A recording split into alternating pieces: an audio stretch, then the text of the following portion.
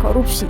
Kata yang kita dengar hampir setiap minggu. Pejabat ditangkap, uang miliaran disita, tapi entah kenapa besok atau bulan depan kasus baru pasti muncul lagi. Pertanyaannya, kenapa korupsi di Indonesia seperti nggak ada matinya? Masalah ini bukan sekedar ada orang yang serakah. Ini jauh lebih dalam. Sejak masa kolonial dan feudalisme, kita sudah terbiasa dengan sistem upeti. Dulu itu dianggap bentuk rasa hormat. Sekarang berubah jadi uang pelicin. Lalu birokrasi kita rumit, berlapis-lapis. Setiap lapisan membuka peluang untuk dipercepat, asal ada imbalan. Dan jangan lupa, biaya politik di Indonesia itu luar biasa mahal. Untuk ikut pemilu saja, seorang kandidat butuh miliaran rupiah. Setelah duduk di kursi kekuasaan, banyak yang merasa harus balik modal. Partai politik butuh dana besar dan sumber dananya seringkali tidak jelas. Pengawasan lemah, lembaga pengawasan kadang tumpang tindih, bahkan ada yang ikut bermain.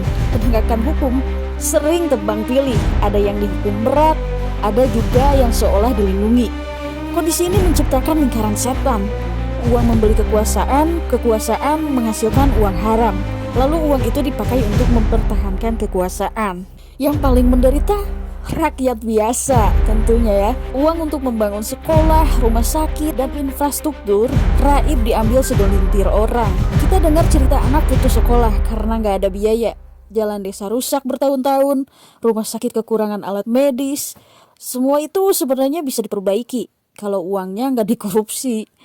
Setiap rupiah yang hilang karena korupsi artinya kesempatan rakyat untuk hidup lebih layak ikut hilang. Korupsi di Indonesia adalah penyakit yang sudah lama bercokol dan tidak bisa diobati hanya dengan menangkapi pelaku. Kita butuh hukuman yang benar-benar membuat jera, sistem transparansi yang tidak bisa diakali, dan pendidikan anti korupsi sejak anak-anak.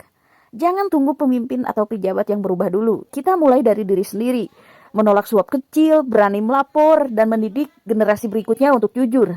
Karena negara yang bersih dimulai dari rakyatnya. Dan kalau kita terus diam, korupsi akan terus jadi cerita lama yang berulang selamanya.